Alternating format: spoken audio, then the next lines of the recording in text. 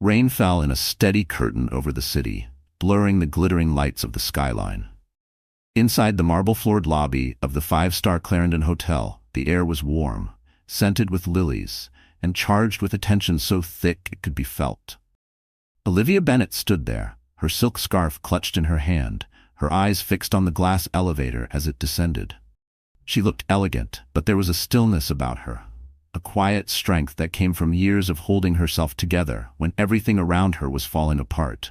The elevator doors slid open with a soft chime, revealing Ethan Caldwell, her ex-husband, looking every inch the powerful billionaire he was. Tailored suit, polished shoes, that confident smile that had once made her believe in him. Beside him stood a younger woman in a crimson dress that clung to her like a second skin, Madison Reed. The mistress. Madison's eyes lit with the satisfaction of someone who thought they had already won. She stepped forward, looping her arm through Ethan's and tilting her head in mock sympathy. "Oh, Olivia," she said, her voice sweet and poisonous at the same time. "You're still trying? You can't stop us. You never could." The words cut sharper than any blade. Not because they were true, they weren't, but because they were delivered with such smug certainty. The kind of certainty that came from thinking money and youth could erase loyalty, history, and love. Olivia didn't flinch. She didn't let the anger rise to her face. Instead, she simply smiled. A small, calm smile that made Madison's eyes flicker for the briefest second. It wasn't the smile of someone defeated. It was the smile of someone who knew something the other didn't. "Enjoy your evening," Olivia said softly, adjusting her scarf before walking past them. Her heels clicking against the marble. She didn't turn back. She didn't need to. But as she stepped outside into the rain, her mind was already turning, not toward the past, not toward what she had lost, but toward what was coming. Because Olivia Bennet had been underestimated before, and every time she had walked away with more than anyone thought possible. Tonight was no different. Across the street, parked discreetly under a row of trees, was a black sedan. Inside sat a man in a dark coat, watching her through the windshield. When their eyes met, he gave a single nod. It was the signal. The plan had already been set in motion weeks ago. Madison and Ethan thought they were in control, but in truth, they were already playing on Olivia's board. And Olivia always played to win. She slipped into the car without a word, the door closing behind her with a muted thud. The driver pulled away from the curb, blending into the wet streets, leaving behind the image of the woman they thought was powerless. But Madison's words still echoed in Olivia's ears, not as a wound, but as fuel. And in that moment, Olivia promised herself that Madison Reed would learn exactly what it meant to be stopped. The ride through the city was quiet except for the sound of rain against the windows. Olivia kept her gaze on the blurred streetlights, her mind replaying Madison's smirk. Every insult, every condescending glance from that woman had been filed away in Olivia's memory like pieces of evidence. Beside her, in the back seat, sat Marcus Hale, her attorney and one of the sharpest legal strategists in the state. He was the kind of man who rarely smiled, but always delivered results. "You sure you're ready for this?" Marcus asked, his voice low, almost swallowed by the hum of the car. Olivia turned her head slightly, her eyes calm but cold. "Madison thinks this is about Ethan's love. Ethan thinks it's about money. Neither of them realizes it's about control, and I'm taking it back." Marcus gave a slow nod. "Then it's time we start with the board vote." That night, Olivia wasn't going home. Instead, the car turned toward the headquarters of Caldwell Enterprises, the billion-dollar empire Ethan had built. Or rather, the empire Olivia had helped him build during the 15 years they were married. She had been there from the very first investment pitch, the sleepless nights, the risky deals. She knew every corner of that company. The divorce had stripped her of her title as co-owner, but not of her shares. And what Madison didn't know, what Ethan had forgotten, was that Olivia still had allies in the boardroom. As the sedan glided into the underground parking garage, Marcus handed her a slim leather folder. Inside were documents that could shift the balance of power in Caldwell Enterprises overnight. "Sign here," Marcus said, pointing to the page. "Once we file this, you'll have the right to call an emergency vote. Ethan won't see it coming." Olivia's pen hovered over the paper for just a moment before she signed with a steady hand. When they stepped out into the dimly lit garage, Olivia pulled her coat tighter against the chill. She thought back to the early days, when Ethan had been just a man with ambition, and she had believed in him without question. Back then, they had made decisions together. Now, he made them with Madison. But that was about to change. Marcus checked his watch. "We have 48 hours before the vote. In the meantime, you'll need to keep your composure. Madison will try to provoke you." Olivia's lips curved into the same calm smile she'd given Madison earlier. "Let her try. Every word she speaks in public will only work in my favor." They rode the elevator up to the quiet, empty executive floor. The city stretched out beyond the glass walls, the rain now a soft mist. Olivia placed her hand against the cool glass, looking out at the skyline. Somewhere out there, Ethan and Madison were laughing over expensive wine, certain of their power. They had no idea that the clock had already started ticking. Somewhere deep inside her, the part of Olivia that had been wounded and humiliated began to fade. In its place was something sharper, stronger. And as she stood in that empty office, she made one final silent vow. When the moment came, neither Ethan nor Madison would see it coming, until it was far too late. Olivia Bennett was not born into wealth. She grew up in a modest two-bedroom house in the suburbs, where the sound of the washing machine doubled as background music to her childhood. Her father was a mechanic, her mother a school secretary. Money was always counted twice before it was spent, and luxuries were rare. But what Olivia lacked in resources, she made up for in determination. From a young age, she understood the value of persistence. She worked part-time at the local library through high school, saving every dollar for college. Her grades earned her a scholarship, and her relentless work ethic earned her respect from professors who saw in her something rare: grit. It was during her second year at university that she met Ethan Caldwell. He wasn't a billionaire then, just a young man with big ideas and the kind of charm that made people want to believe in him. He was studying finance, she was majoring in business administration. They met in the campus coffee shop, both buried in textbooks. Ethan had leaned over with that easy smile. "Do you believe in partnerships?" he asked. She laughed, thinking it was a pickup line. She didn't know that question would define the next 15 years of her life. They married 3 years later, pooling their limited resources to start Caldwell Enterprises. In the beginning, it was nothing but a cramped office space above a printing shop, a second-hand desk, and 2 laptops. They worked long nights, sometimes sleeping on the office couch. She handled contracts, negotiations, and finances, while Ethan worked the investor circuits, convincing people to fund their vision. Olivia never cared about the spotlight. She was the backbone, the strategist, the planner, the one who saw the roadblocks before they appeared. When Caldwell Enterprises finally broke into the high-end real estate market, Ethan's face was the one in magazines, but Olivia's fingerprints were on every deal. Her role in the company was never just as the wife. She was the partner, and for a long time, they were unstoppable.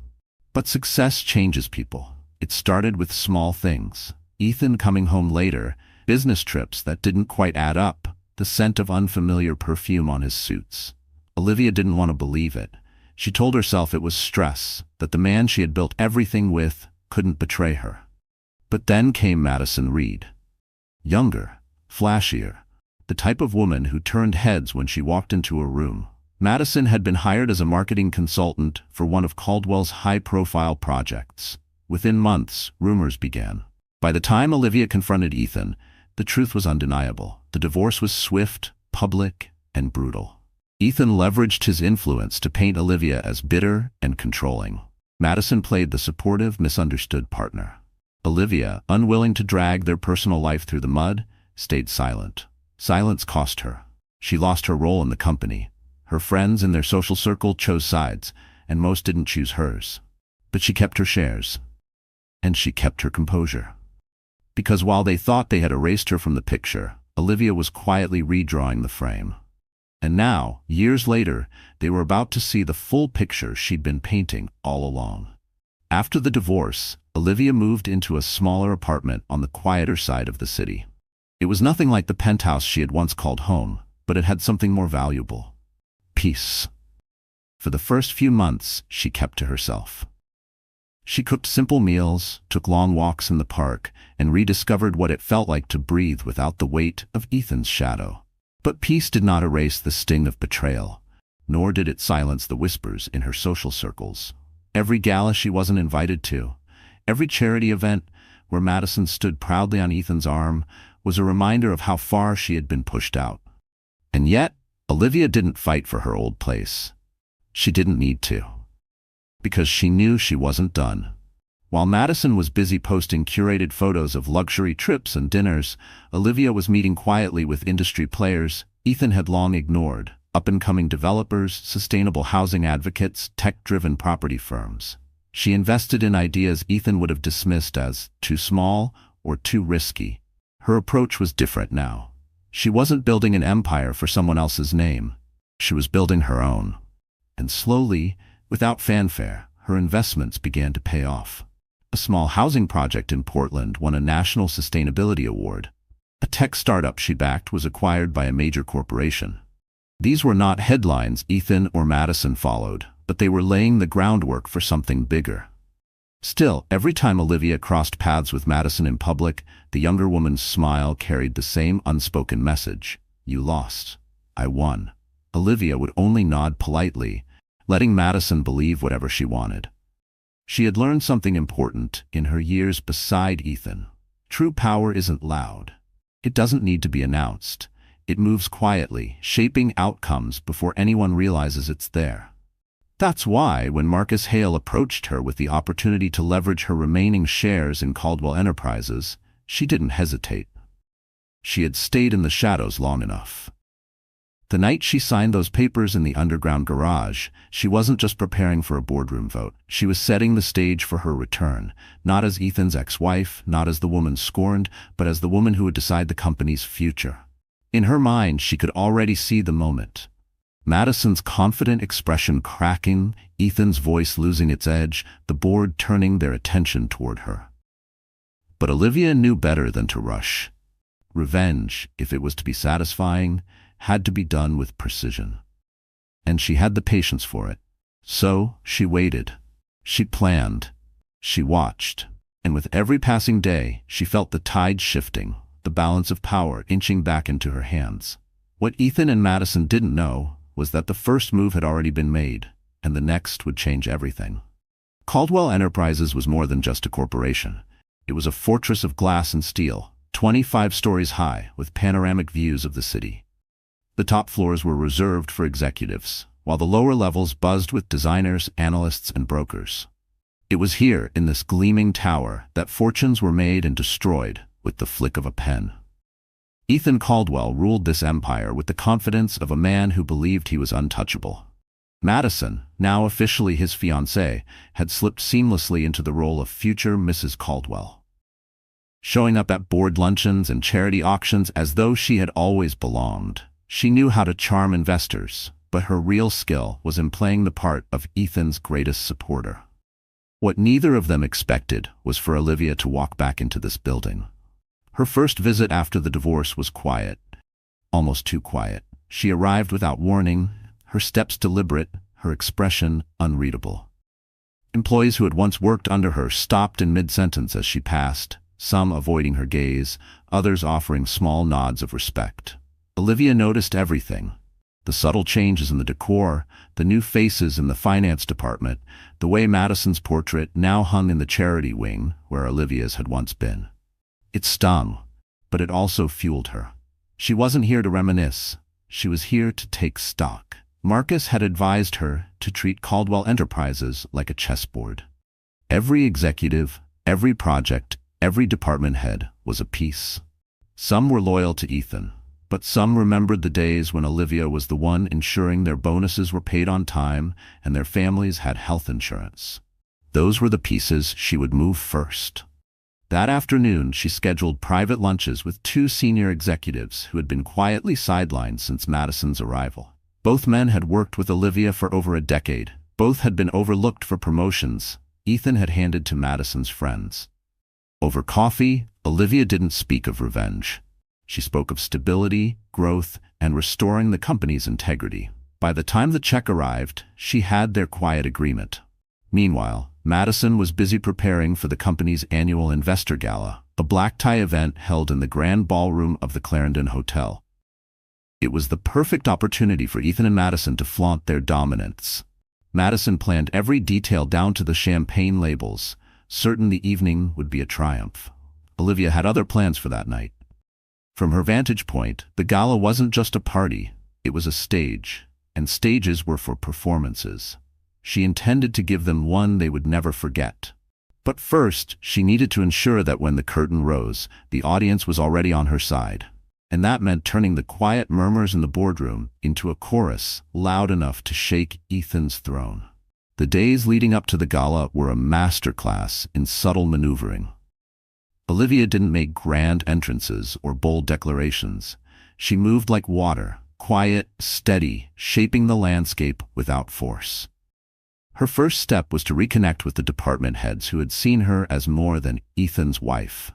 These were people who remembered the early years, when she stayed in the office until midnight, ordering pizza for the whole team, making sure deadlines were met without burning people out. They still respected her, and more importantly, they still trusted her.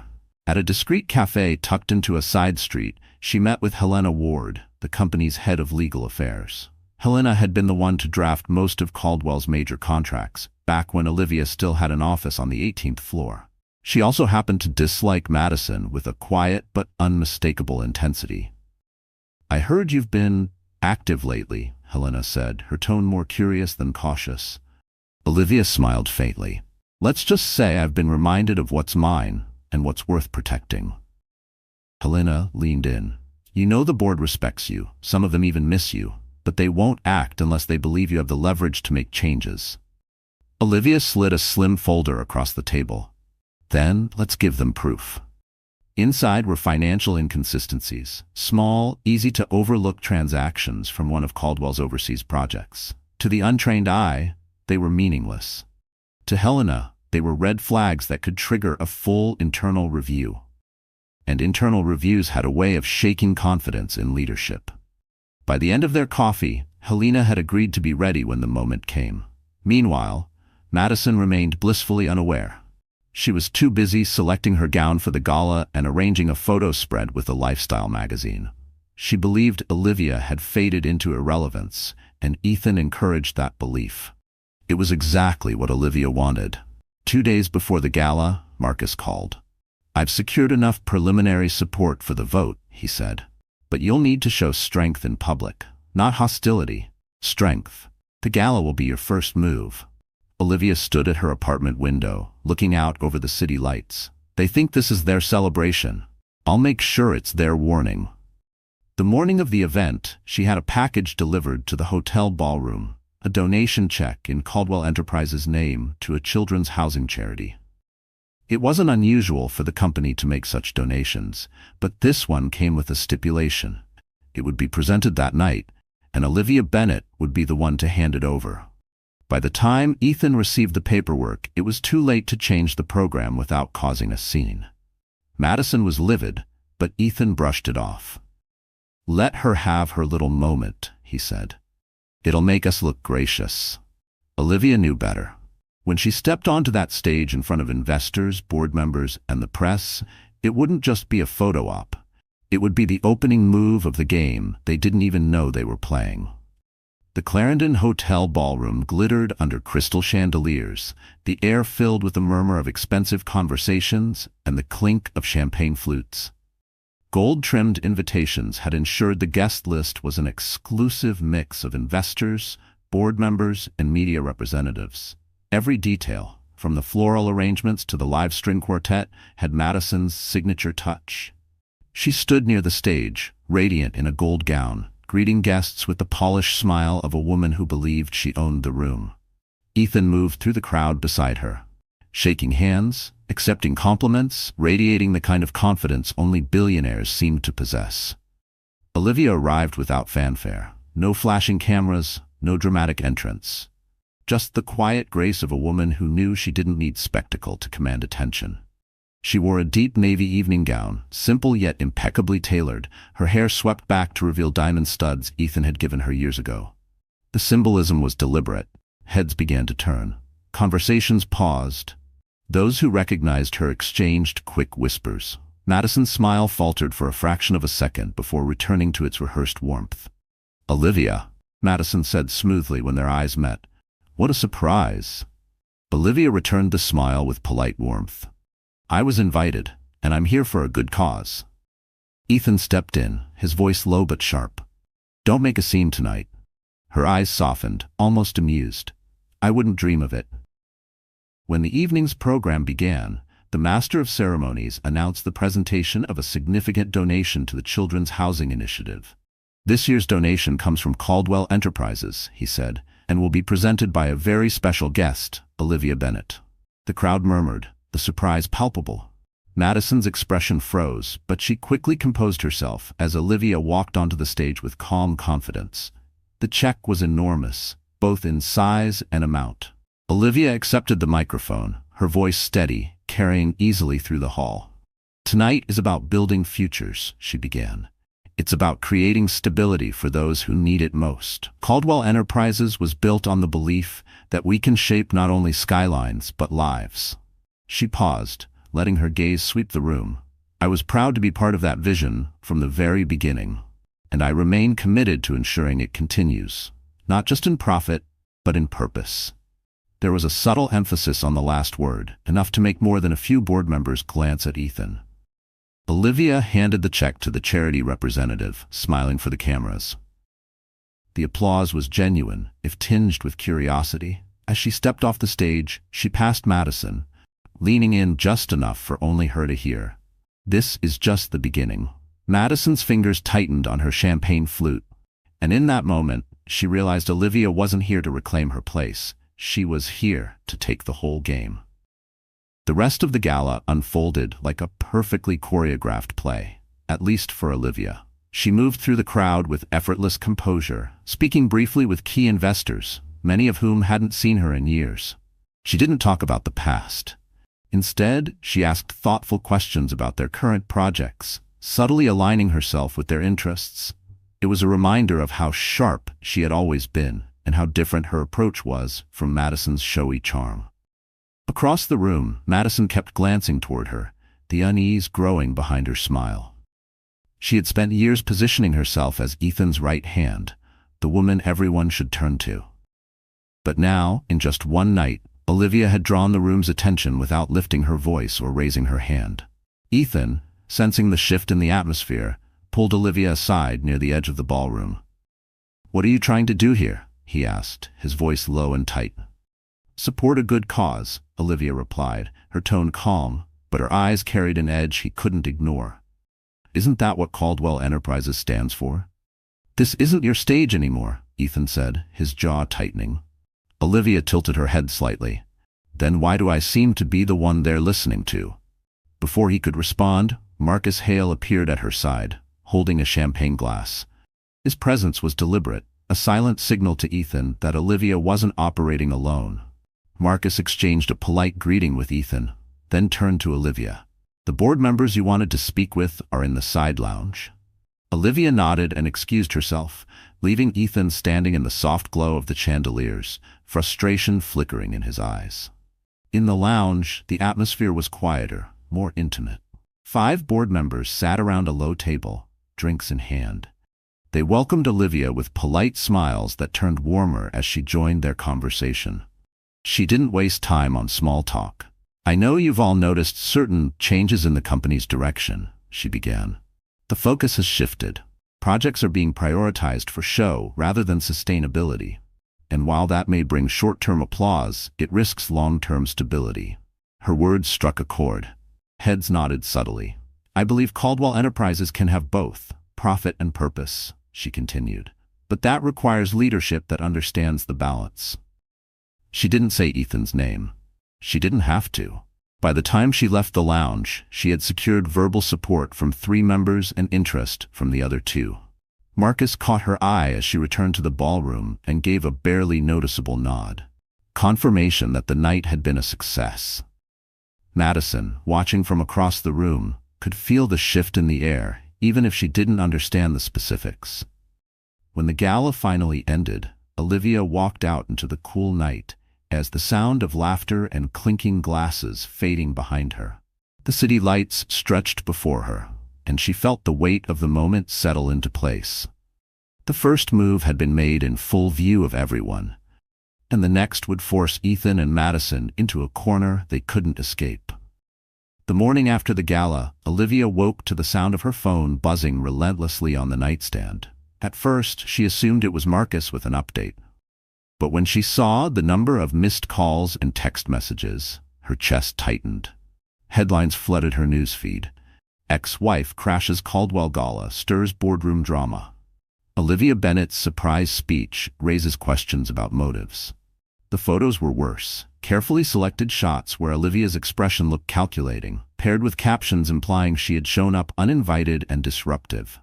The narrative was clear. She was being painted as the bitter ex-wife trying to claw her way back into relevance. Olivia's stomach knotted. This was Ethan's doing. His PR team worked fast, and they knew exactly how to twist an image. Madison's fingerprints were probably on it too, ensuring the coverage struck at Olivia's credibility. Marcus called. "They're trying to control the story," he said bluntly. "It's not illegal, but it's strategic. If the board believes you're creating instability, it could weaken our position before the vote." "I should have expected this," Olivia murmured, staring out the window at the gray morning sky. "Ethan doesn't like to be challenged." Her phone buzzed again, this time with an email from the charity she had supported the night before. The director apologized for the confusion surrounding her presentation, explaining that Caldwell Enterprises had clarified the event's original plan.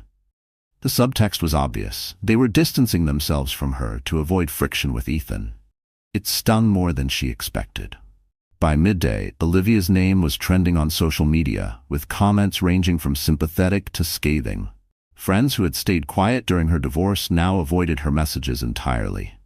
That afternoon, Marcus met her at her apartment, his expression grim. "They're not just attacking your image.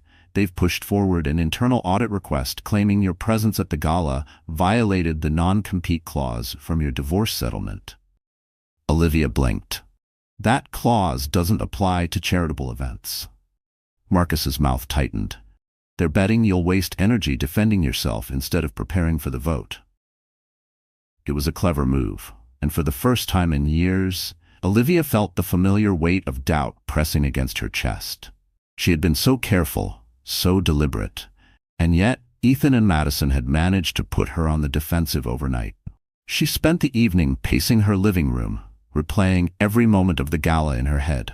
Had she been too bold? Too obvious? The thought that maybe she had miscalculated gnawed at her. By midnight, she was sitting in the dark with a glass of wine, the city lights casting long shadows across the room. The silence felt heavier than usual, and for the first time since this began, Olivia wondered if she had underestimated just how far Ethan and Madison were willing to go to keep her out. Sleep didn't come. When it finally did, it was shallow and full of noise. Camera shutters, whispers, a cold ballroom with too many eyes. By morning, Olivia felt older than she had in years. She made coffee and stood at the window, watching buses breathe steam on the street. For a moment, she wished she could be invisible again, the way she had been in the small apartment right after the divorce. Quiet, unremarkable, unseen.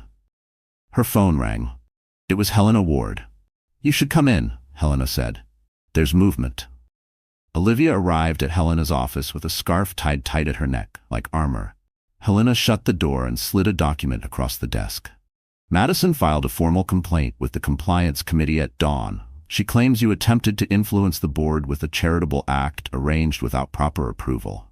Olivia kept her face still. The donation was routine. The program's team signed off. "True," Helena said, "but they're framing it as a misuse of branding to sway votes. It's flimsy, but it gives them an excuse to drag you through a review." Olivia sat back, feeling the tiredness sink into her bones. "They want me to show up defensive. They want me to look like trouble." Helena's gaze softened. "You're not trouble. You're memory, and memory scares people who want to rewrite the past." The words landed like a hand on her shoulder. Olivia nodded once. "What about the overseas irregularities?" "I'm ready," Helena said. "But if we go now, Ethan will call it retaliation. We need something cleaner." Back at her apartment, Olivia found a small envelope slipped under her door. Inside was a handwritten note. You have more friends than you think. Check the end of quarter vendor list, Horizon Logistics. No signature. No return address. Olivia frowned. Horizon Logistics was a minor partner on a Caldwell project. She opened her laptop, pulled up old files, and traced 2 payments that split into 3 shells before landing in a boutique account linked to a social media agency, Madison's agency.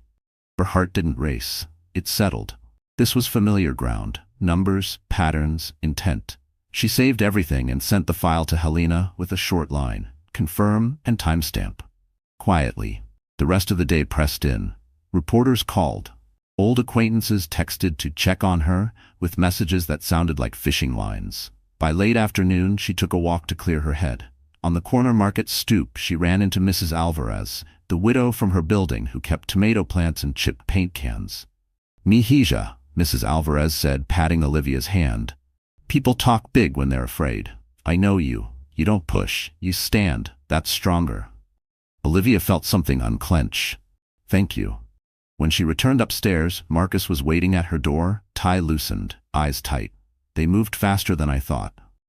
"How bad?" "Ethan's lawyers filed for a temporary injunction to suspend your voting rights until the questions are resolved. They're trying to freeze you out before the board meets." Olivia exhaled. "They want me sidelined and embarrassed." "They want you gone," Marcus said. "But listen, this judge is fair. We have standing. Helena's review will help, but we need something that shows intent, not just sloppiness." Olivia opened her laptop and turned the screen toward him. Horizon Logistics. Follow the trail to the social media agency, then to the boutique account. She tapped the mouse. It lands where Madison stands. Marcus's face changed. If this holds, it's not just leverage.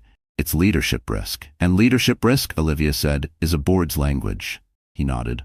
"I'll file a notice of opposition tonight. Hearing is set for 8 a.m. tomorrow." The apartment went quiet. Outside, sirens faded. Inside, 2 cups of coffee cooled on the counter. Olivia sat at the table and folded her hands. She felt the fear. She let it be there. Then she put it to work. "I won't fight them with anger," she said. "I'll fight them with the truth." Marcus stood. "Try to sleep. I'll text at first light." He left. The lock clicked. Olivia looked at the envelope again, the neat handwriting, the unsteady letters. "More friends than you think." She closed her eyes, and for the first time all day, a memory rose. The early mornings when she and Ethan shared one cheap desk and believed in something simple: build well, do right. She had kept her half of that promise. A knock sounded at the door. Not Marcus, not a neighbor. 3 firm raps, official and dry. Olivia opened it to a young clerk holding a brown envelope. "Miss Bennett?" he asked. "Yes." He handed it over. "Notice of emergency hearing. 8 a.m. Judge Patel." Olivia thanked him, closed the door, and pressed the envelope flat on the table. She smoothed the paper with both hands, steady and slow. Tomorrow would decide whether she walked into that boardroom with a voice or watched them lock the doors without her. The courthouse was a tall, square building with no glamour, no chandeliers, just cold stone, fluorescent lights, and the faint smell of paper and ink. Olivia arrived early, wearing a charcoal gray suit and carrying only a slim folder. Marcus was already there, pacing in the hallway, outside Judge Patel's chambers. "Helena confirmed everything," he said in a low voice.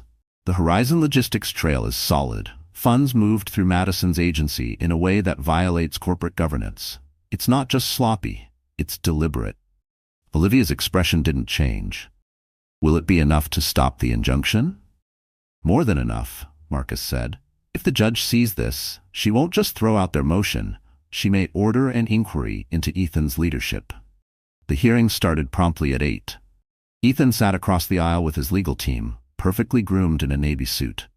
Madison was beside him, dressed in muted gray as if to project seriousness. She didn't look at Olivia, but Olivia could feel the tension radiating from her. Judge Patel wasted no time. "We are here regarding Caldwell Enterprises' request for a temporary injunction against Ms. Bennett's voting rights. Counsel, proceed."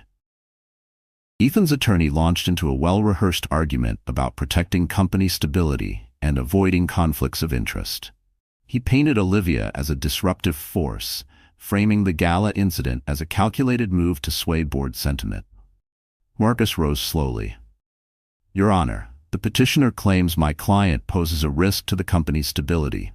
What they have failed to disclose is that the company's current leadership has been engaging in transactions that not only lack transparency, but directly benefit a personal associate. He opened the folder and handed a set of documents to the clerk. We have traced payments from Caldwell Enterprises through Horizon Logistics to an unlisted account tied to Ms. Madison Reed's marketing firm. These funds were reallocated from a housing development budget without proper board approval. A murmur rippled through the courtroom. Madison's face stiffened. Ethan shifted in his seat, his jaw tightening. Judge Patel flipped through the papers, her expression unreadable. Miss Reed, do you have any professional or financial connection to this account? Madison hesitated. I manage the firm, yes, but that will be sufficient, the judge said, her tone clipped. Ethan's attorney tried to redirect the focus, but the judge raised a hand. The court cannot in good conscience restrict Miss Bennett's rights under these circumstances. The motion for injunction is denied. Furthermore, I am ordering a preliminary review into the transactions presented here. Olivia didn't smile. She didn't gloat. She simply nodded as if acknowledging a piece of a much larger plan falling into place. When the hearing adjourned, Ethan caught up to her in the hallway. You're playing dirty, he said, his voice low. Olivia met his gaze. No, Ethan, I'm playing fair. It's just that you forgot what that looks like. She walked away, leaving him standing in the sterile hallway, the echo of her heels punctuating the silence. And for the first time, Ethan realized this wasn't a skirmish. This was a war he might actually lose. Outside the courthouse, cameras waited for a statement. Olivia gave none. She walked past the microphones and down the steps with Marcus at her side, the cool morning air clearing the last traces of fear from her chest. In the car, Marcus exhaled. We bought time, now we turn it into position. Helena will start the review? Olivia asked. She already has, he said, holding up his phone. And there's more. An internal auditor just reached out through counsel, willing to cooperate under whistleblower protection, name's Daniel Cho. Olivia nodded. Get him to Helena. Keep it quiet. They drove to a small conference room Marcus kept for sensitive meetings. No windows, no receptionist, nothing to overhear. Helena arrived with a folder thick enough to matter. She set it on the table and spoke without preface. The Horizon Trail proves a governance breach, Helena said. But Daniel's files suggest something bigger. Timing irregularities around two announcements, last quarter's profit guidance, and the ribbon cutting for the Harborview Tower. Olivia leaned forward. Window dressing? Worse, Helena said. A pull forward of pre-sales and a side agreement promising marketing bonuses if certain influencers posted targeted content. The funds routed through Madison's firm. It juiced optics before the gala. Marcus turned a page, reading fast. If the review confirms this, it undermines investor trust. The board can't ignore it. They'll try, that Helena replied, unless you give them a safer landing than Ethan. Olivia looked down at her hands, remembering those first months above the printing shop. The cheap desk, the shared thermos of coffee, the rules they swore they'd keep. Build well. Do right. She raised her eyes. I'll give them a landing. From her bag she took a flat, weathered envelope, tan paper, a blue ink signature fading at the edges. This has been in my safe for 12 years, she said. Founder's resolution, executed when we took our first institutional check. Ethan insisted on control. I insisted on a safeguard. Marcus scanned, then stopped. A leadership continuity clause, triggered by a formal review for conflict of interest. He read again, slower. Upon trigger, either founder may nominate an interim chair, subject to a simple majority at a special meeting. Helena's eyebrows rose. You can force a vote on the chair. I can nominate a stabilizing choice, Olivia said. Someone the board trusts more than Ethan, and far more than Madison. Who? Marcus asked. Olivia's answer was ready. Agnes Whitmore. Helena sat back, impressed. Agnes was the eldest board member, a first-round investor with a reputation for fairness and a long memory of who had kept promises when the company was small. She also disliked spectacle. Agnes will accept if it protects the company, Olivia said. And it will. The plan unfolded quickly. Marcus drafted the notice for a special meeting. Helena queued the documentation to the board's secure portal, time-stamped and clean. Olivia wrote a short letter, calm, respectful, focused on stewardship, not revenge.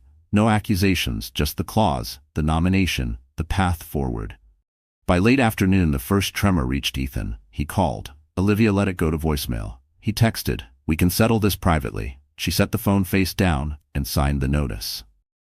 At 6, she met Agnes at a quiet tea room on Birch Street, far from the kind of places that end up tagged on social media. Agnes arrived with a cane and clear eyes. "I won't be used for theatrics," Agnes said without greeting. "You won't be," Olivia replied. "You'll be used for steadiness." They spoke for 20 minutes. Olivia outlined the clause, the court ruling, the review. She didn't embellish. Agnes listened, then nodded once.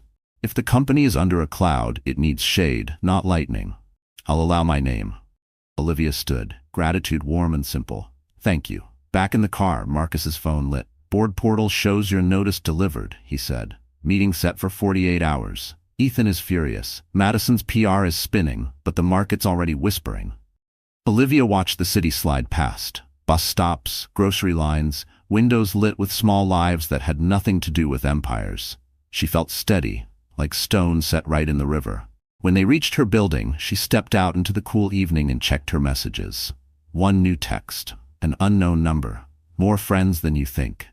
Check Harborview change orders. Suite PH2. Personal finishes. Not billed to personal. No signature." She forwarded it to Helena. She hung her coat, boiled water, and stood at the counter while steam rose from the kettle. The apartment was quiet again, but not heavy. A different quiet. The kind that comes just before a door opens. She poured tea, took a slow breath, and looked at the letter she'd sent, the clause she'd kept, the line she'd drawn.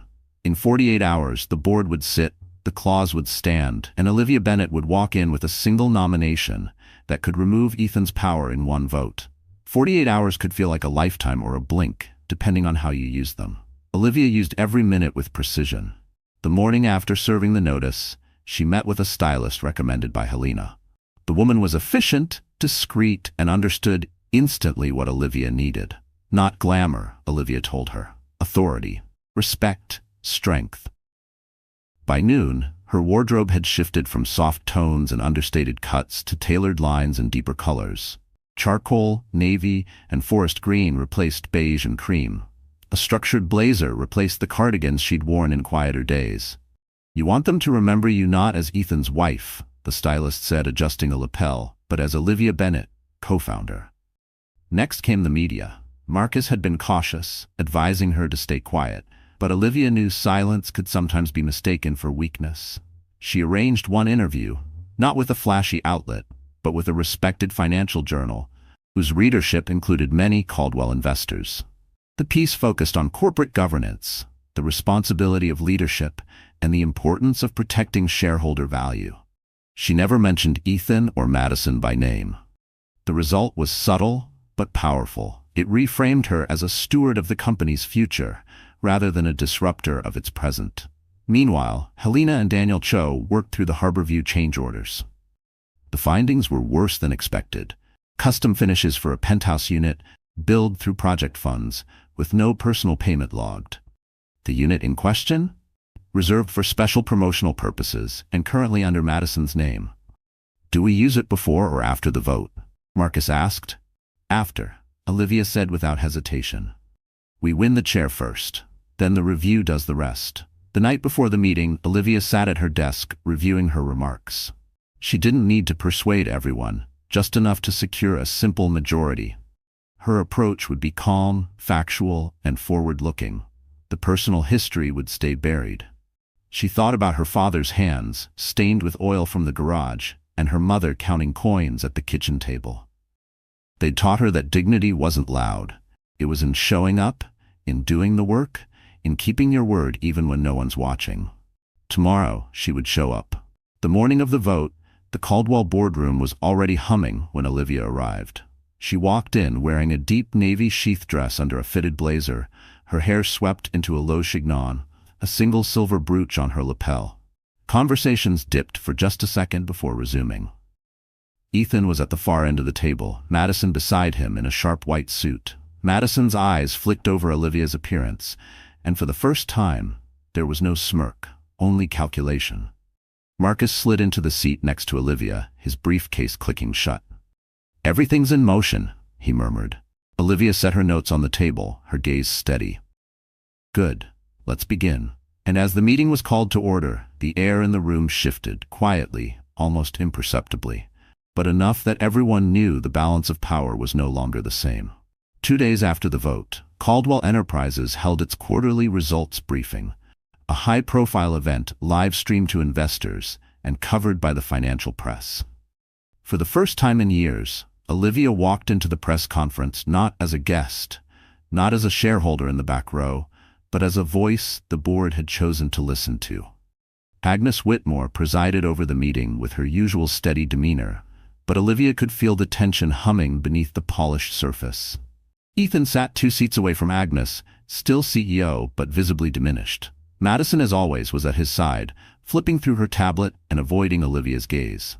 The financial presentation began smoothly: charts, earnings summaries, market forecasts. But when the floor opened for questions, Olivia stood. "Madam Chair," she said, her voice carrying in the hushed room, "before we move to forward-looking statements, I believe it is in the company's interest to address certain matters that have recently come to light." Agnes gave a slight nod. "You have the floor." Olivia turned toward the projection screen. Marcus, seated near the tech operator, signaled for the first slide. Up came a clean, simple chart showing the Horizon Logistics payment trail. The lines traced from Caldwell's development budget to Horizon, then through a series of shells, and finally to a boutique account linked to Madison Reed's marketing firm. This transaction, Olivia said evenly, occurred without documented board approval. It represents a diversion of funds from the Harborview Tower project's housing budget. The next slide appeared, a photo of the Harborview penthouse interior, opulent and personalized, followed by the change orders showing special promotional finishes. Suite PH2, Olivia continued, was officially designated for promotional purposes. However, no marketing campaign featuring the unit was launched. The finishes were not billed to a personal account. The unit is currently under reservation in the name of Madison Reed. A low murmur moved through the room. Madison's face flushed, but she forced her chin higher. Ethan leaned toward his microphone. "This is a gross misrepresentation." Olivia's gaze cut to him. "The documentation is available for review in the board's secure portal. Time-stamped, signed, and verified by our own legal department." Agnes raised a hand to still the noise. "These are serious claims. The board will treat them accordingly." But Olivia wasn't finished. She clicked to the final slide. A simple screenshot of a message chain between Madison's agency and Caldwell's marketing division discussing pre-launch influencer bonuses tied directly to last quarter's inflated sales numbers. "The integrity of this company," Olivia said, her voice steady, "depends on accountability. The shareholders deserve transparency. The employees deserve leadership that serves their interests, not personal luxuries." When she sat down, the room was silent except for the sound of reporters typing furiously. Agnes cleared her throat. "This meeting will recess for a closed board session, members only." As they filed out, Madison brushed past Olivia, her whisper sharp enough to cut. "You think you've won?" Olivia didn't look at her. "This isn't winning, Madison. This is telling the truth." And in that moment, Madison's eyes showed something Olivia had never seen before: real fear. 2 days after the vote, Caldwell Enterprises held its quarterly results briefing, a high-profile event live-streamed to investors and covered by the financial press. For the first time in years, Olivia walked into the press conference not as a guest, not as a shareholder in the back row, but as a voice the board had chosen to listen to. Agnes Whitmore presided over the meeting with her usual steady demeanor, but Olivia could feel the tension humming beneath the polished surface.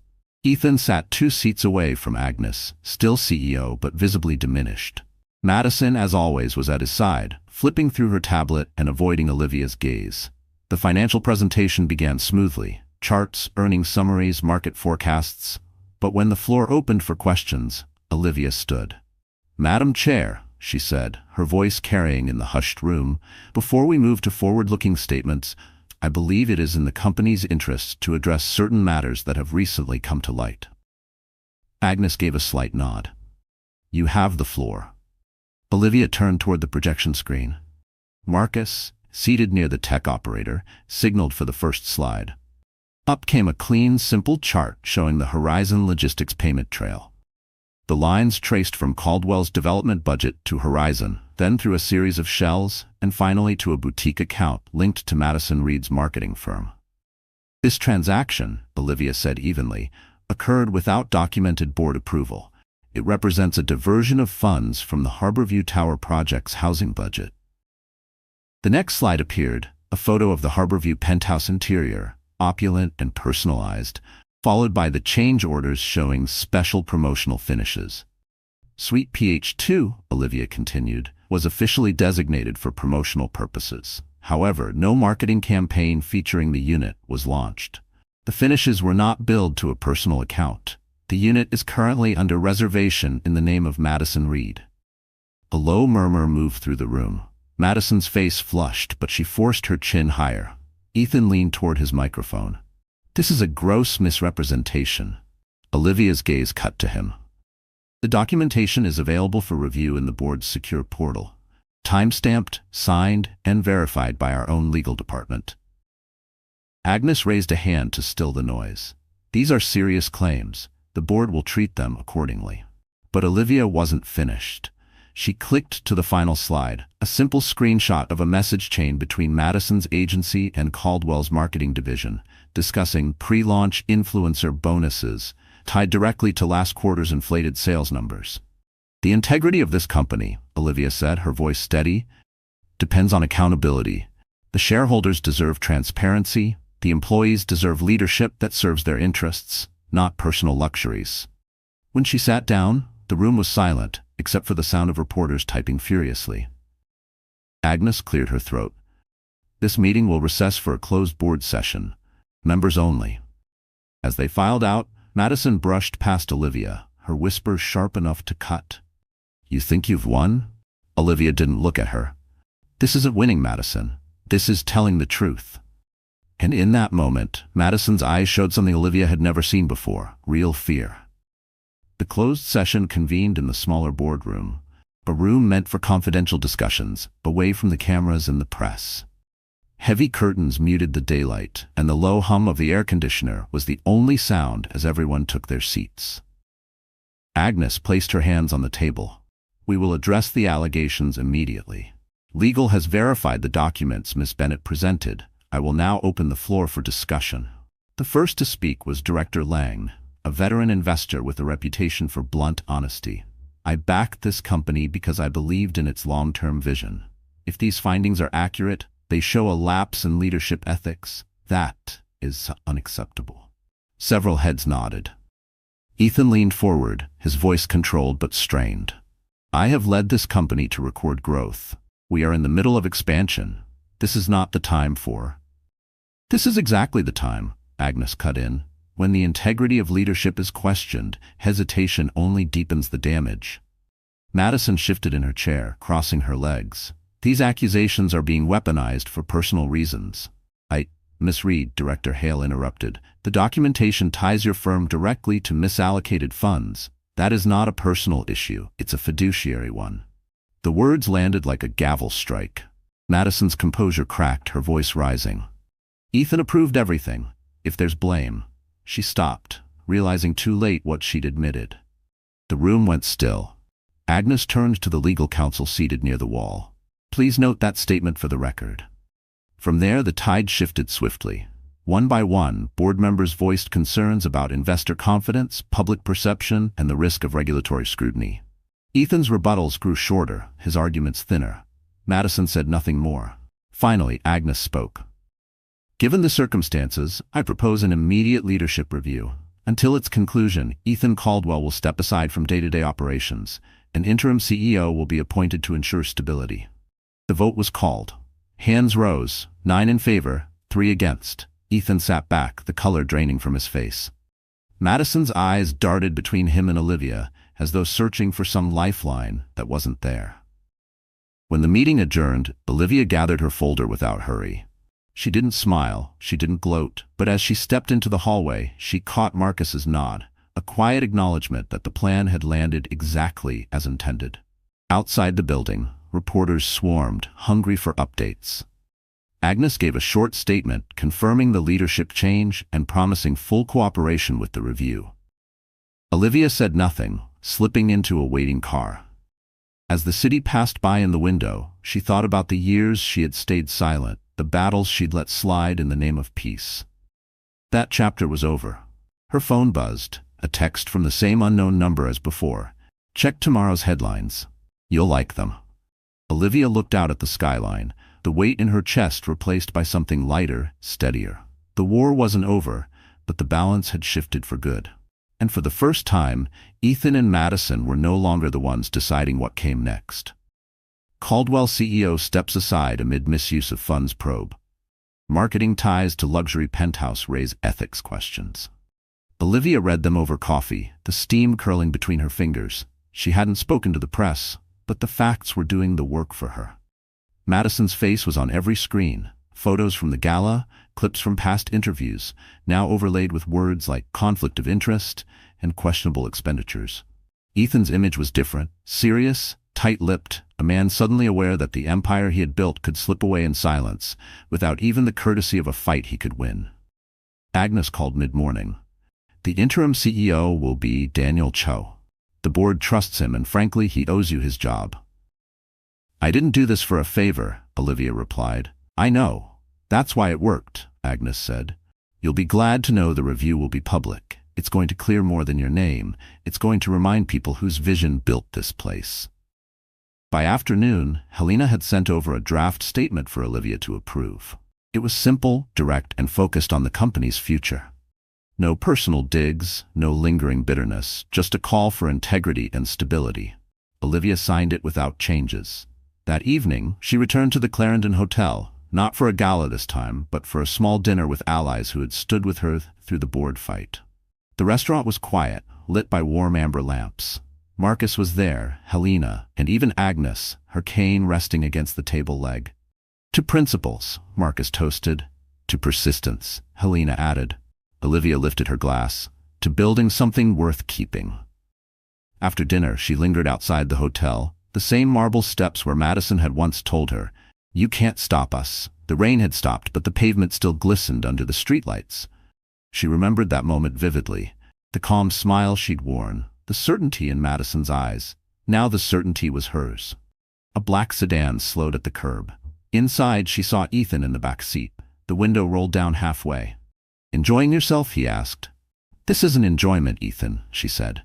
"It's relief." His jaw worked as if he wanted to argue, but no words came. The window rolled up, and the sedan pulled away. Olivia turned toward the street, her reflection catching in the glass doors. She didn't look like the woman from the early years, tired from late nights and compromises. She didn't look like the woman from the divorce, wounded and unsure. She looked like someone who had chosen her own ground and won on it. And for the first time, she realized she didn't need to prove anything to them anymore. The weeks that followed felt different, quieter, but not empty. Olivia's days were filled with purposeful meetings, not battles. She began working with Daniel Cho and Agnes on a new initiative, a transparency program that would open Caldwell Enterprises' finances to shareholders in a way few corporations dared attempt. The press, once skeptical, now painted her as a reformer, someone who had returned not for revenge, but for restoration. Even outlets that had run Ethan's spin after the gala were publishing editorials about her measured, principled leadership. One morning she visited the Harborview Tower. The penthouse suite PH2, was empty now, the custom finishes gleaming under the soft light. It no longer belonged to Madison, and it never would again.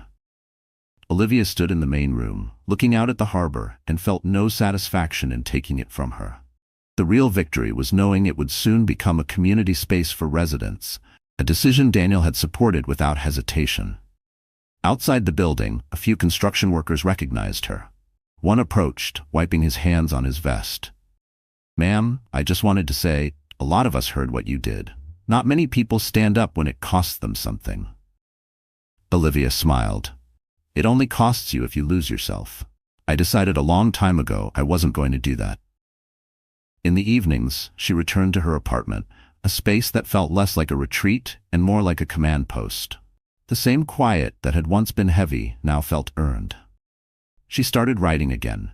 Notes, reflections, even the beginnings of a memoir about building and protecting something worth keeping. One Friday afternoon, she received an envelope in the mail. No return address, just her name in that same steady handwriting she had seen twice before. Inside was a single sentence: "They underestimated you because you let them." She set it on her desk and left it there, a reminder not of bitterness, but of the truth. Power isn't always in what you take, it's in what you choose to keep. By the end of the quarter, Caldwell Enterprises had regained investor confidence. Ethan had resigned from the CEO role entirely, citing personal reasons. Madison had vanished from the press circuit.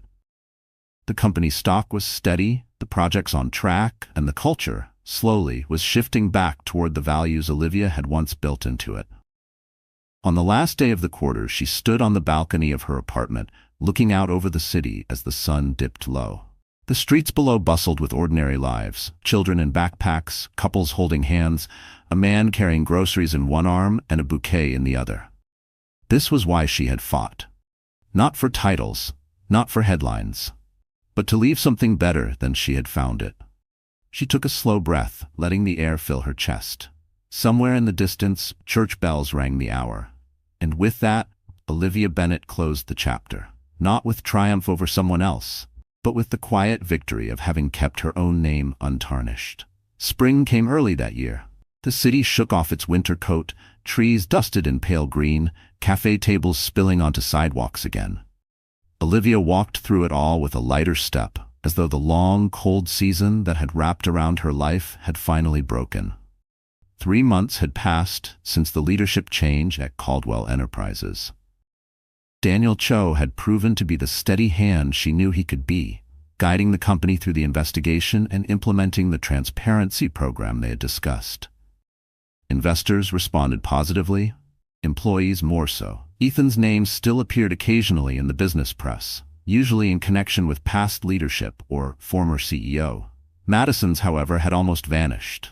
The penthouse that once symbolized her place in Ethan's world now symbolized the opposite, a reminder that shortcuts and vanity projects always leave a mark. Olivia didn't waste energy following their downfall. She had learned that true closure isn't watching someone else fall, it's knowing you can move forward without them in your shadow. Her own days were full, but not frantic.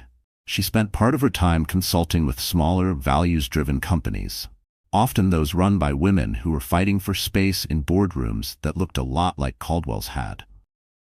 She spoke at a few conferences, not as a scandal survivor, but as a builder, a strategist, a leader who had been underestimated and had outlasted the underestimation. One afternoon, she was invited to a business school to speak to graduating students. Standing at the podium, she looked out at rows of bright eyes, notebooks open, pens ready. She didn't talk about the gossip columns or the courtroom drama. She talked about the quiet work, the late nights above the printing shop, the promises kept when no one was watching, the slow discipline of building something real. When the lecture ended, a young woman came up to her. "Miss Bennet, how do you know when it's worth fighting for something?" Olivia thought for a moment. When you can picture yourself standing on the other side of the fight, still able to look yourself in the eye. Walking back to her car that day, she realized she had just described her own journey without meaning to. Later that week, she visited her parents' graves, bringing fresh flowers. She sat on the cool stone bench between them, telling them quietly about the company, the changes, and how the name Bennet now stood for more than survival.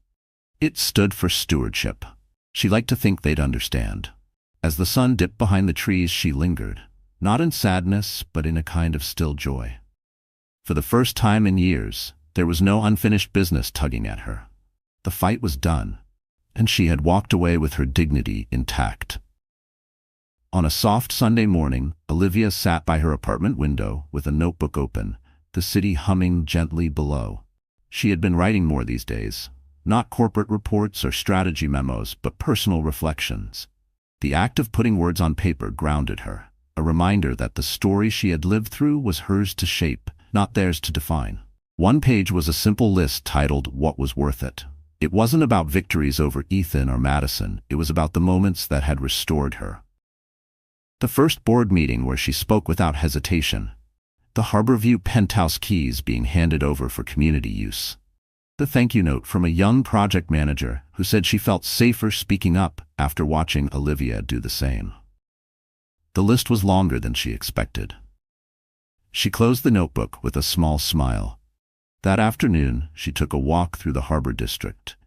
It had been years since she could do that without feeling the weight of the Harborview Tower looming over her. Today, she stepped inside without an invitation. The lobby smelled faintly of polished wood and fresh flowers. A receptionist recognized her and offered a tour of the new community space. Children's laughter echoed in the converted lounge, where the penthouse's custom finishes still gleamed, now serving as a gathering place for residents. A mural painted by local artists covered one wall, bright blues and golds swirling into the outline of a city skyline. Olivia traced the mural's edge with her eyes, feeling a quiet pride. Not the sharp thrill of a win, but the deep settled satisfaction of seeing something broken made whole again. On her way out, she passed a newsstand. The headline on a folded business magazine caught her eye. Caldwell Enterprises, Rebuilding Trust from the Inside Out. Inside, the article credited Agnes Daniel and shareholder advocate Olivia Bennett for leading the transformation. She bought the copy, not as a trophy, but as a keepsake. Back at her apartment, she placed the magazine next to the anonymous notes she had kept, the ones that had led her to the evidence she needed. She still didn't know who had sent them, and maybe she never would. It didn't matter. Sometimes allies came in the form of quiet hands nudging you forward when the road was steep. That evening, she stood on her balcony as the sun burned the horizon gold. The city was alive beneath her, endless stories unfolding in windows and streets. She thought of all the people she'd met who carried their own private battles. Some they'd win, some they wouldn't. She knew now that survival wasn't the measure, integrity was. Holding to it when it cost you something, protecting it when it would be easier to let it go. Olivia took one last sip of tea, set the cup down, and breathed in the evening air. The chapter was over. And in the space it left behind, she felt something rare and weightless, the freedom to begin again, on her own terms,